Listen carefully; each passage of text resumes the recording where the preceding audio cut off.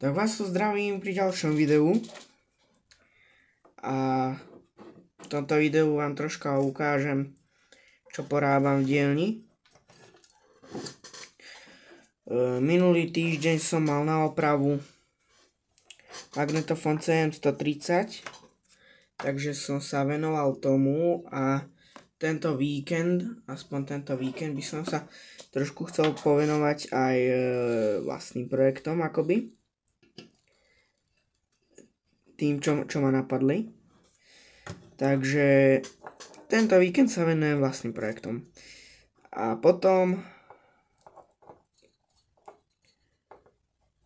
sa budem od pondelka alebo od útorka venovať ďalšiemu magiču, ktorý mám na opravu, o ktorom tiež bude video samozrejme. Alebo teda malo by byť. Jaj, blbo sa to tam pajkuje na tento ladiaci, joj.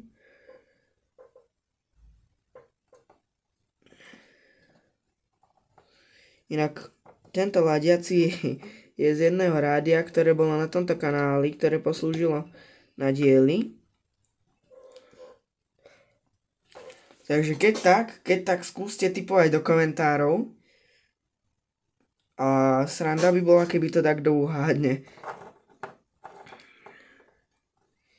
No ale, teda toto rádíko je o takomto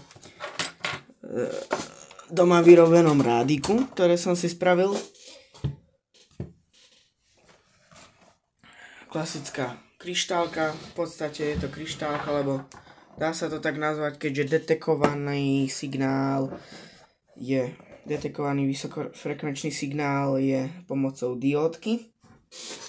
Tejto. A ešte tu máme klasická cievka teda, hej.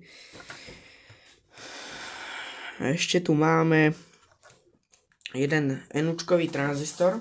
Originál tam má aj 103 NU70, ale aj v knihe píšu, alebo iný NF tranzistor typu NPN. Tak tam mám nejakú 104, hej, takže to není žiadny problém. Mám to na plošáčiku, pekne ako vždy na plošáčiku.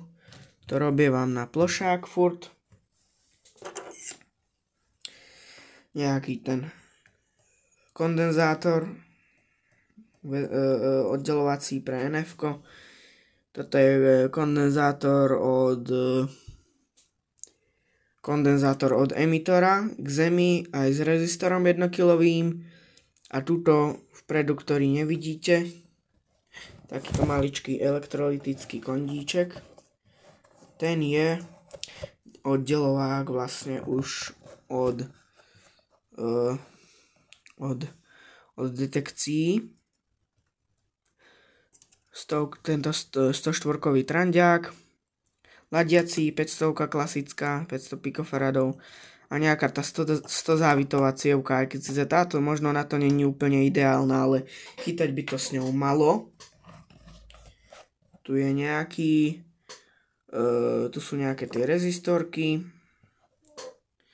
Tento ide k bázi a z bázy ide potom ešte k minusku, takže vlastne akoby pracovný bod. A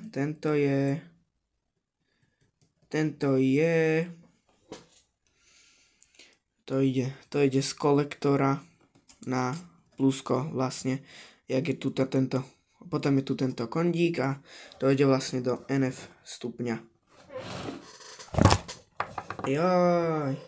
No, tu vidíte jackovú koncovku, na ktorú som namotal kábliky, to funguje vlastne ako pripojenie k NF zasilovaču.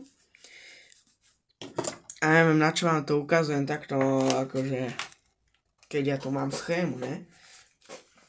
Takže schémička je z knižky, ktorú už ani neviem, od koho som dostal. Buď od Pálka Valentu, alebo od Tesla rádia. To neviem presne, alebo neviem od koho som dostal. Ani neviem presne, už sa nepamätám, od koho je konkrétne táto.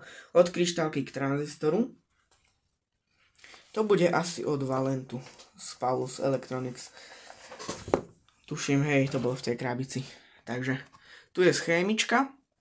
Tu je nejaký Audion, ale ten som teraz nestával. Tu je schémička.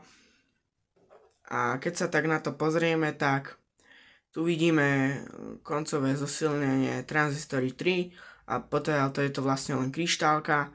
Sú tu nejaké rezistory, kondenzátory podľa môjho amatérskeho úsudku ako nejaké na oddelenie tej zložky.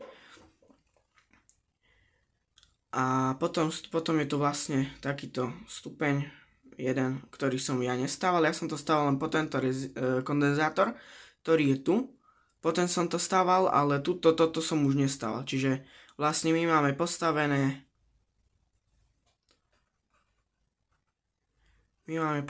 len toto.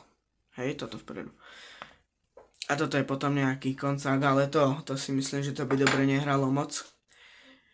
Tak ten som tam ani nedával rovno, keďže je tam nejaký ten tiež tieto 103-kové tranzistory a akože trafák s reprákom a to by nešlo dobre. To by bolo strašne tiché podľa mňa, priam by to zle šlo, si myslím osobne. No ale to je jedno teraz, takže som tu nehal len jeden predzosilovací tranzistor a vlastne k tomuto kondíku sa napája už koncový stupeň nejaký nízkofrekvenčný. A toto som vám už popísal aj, jak je to vlastne zapojené. Cievku práve experimentujem s cievkou, ako ju zapojiť na akú odbočku. Skúšal som aj diódu, ako je práve teraz diódu zapojiť sem hore. A antenné vstupy použiť ako odbočky, ale tak experimentujem s tým stále, čiže ešte to nie je 100%. Ako som už vravel, možno táto cievka, ktorá tam je, nie je úplne ideálna na to. Tu je inak rádiko Progresso, ktoré som dostal práve od pána, ktorý mi nosí tie magnetofóny na opravu. Takže toto rádiko, o tom tiež možno bude video, ale to už mi hrá.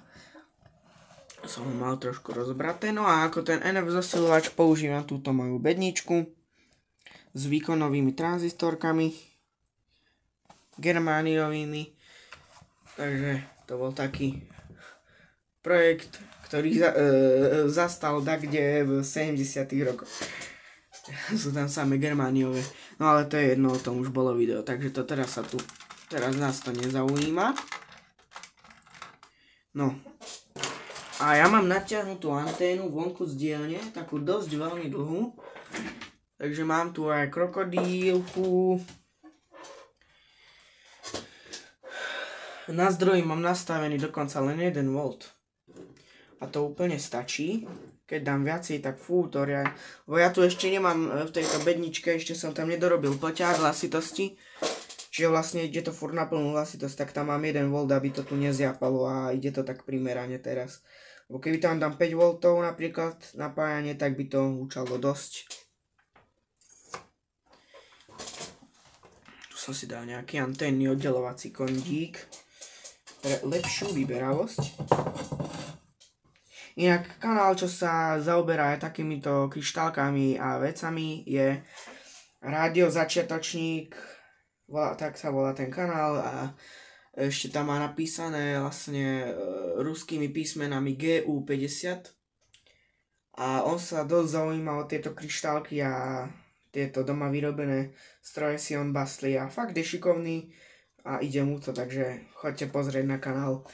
No a ideme to zapnúť, teda pripojím to k zdroju, pripojil som to k zdroju. Je počuť praskanie, ktoré nespôsobuje zosilovač ani kryštálka, ale rušenie od zdroja, lebo keď som to napil na baterku, tak to nepraskalo. Zatiaľ si dám anténu mojím telom, akoby teda budem sa držať anténneho vstupu.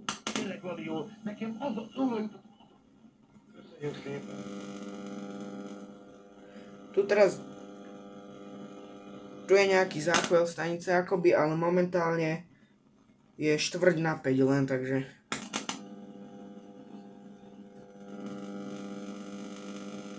tu máme len Maďarov. A jelzik az osztrák-magyar monarchia legkeletibb vasúti őrházát, ő az egyik szimbolikus határnak. Môžem sa chytiť aj druhej odbočky. Hallgatóikban telefonban. Jó napot kívánok! Klasické stredné vlny a môžem sa chytiť ešte, aj keď to by asi nemalo mať taký účinok, aj tam, kde je pripojená vlastne detekčná dióda.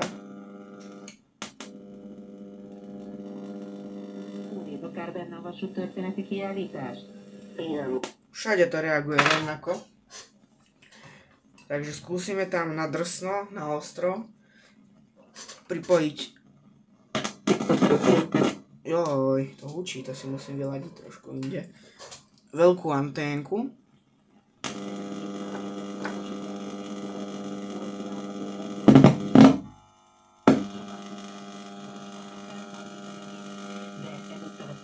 Farkas Nagy Enikő nagyoroszi lakosnak, játékosunknak kedvezett. Gratulálunk neki, ő is a helyi szervezők ajándékát kapja majd. Druhá stanica.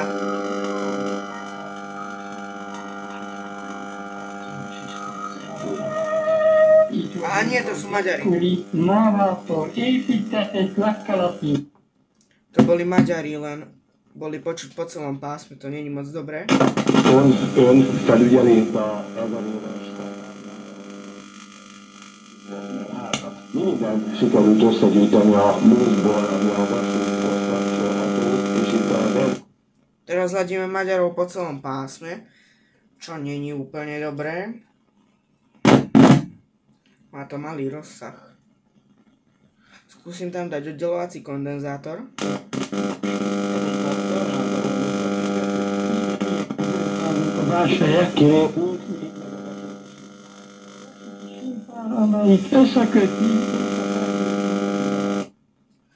To veľmi nepomohlo.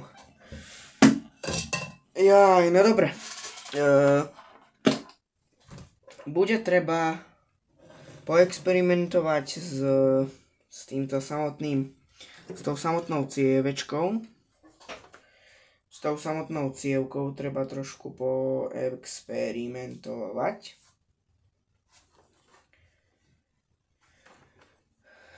Môžem skúsiť detekčnú diódu vlastne presunúť na nejakú odbočku inú. A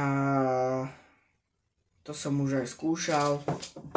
Veľmi sa to nezmenilo, ale môžem ešte...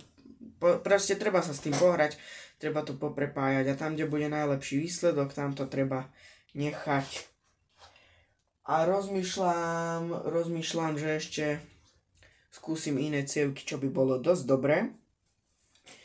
A idem sa na to aj rovno vrhnúť a idem pohľadať dáke cievečky a skúsim tam napojiť na to iné cievky a uvidíme, že ako sa to bude chovať s nimi. Tak čaute.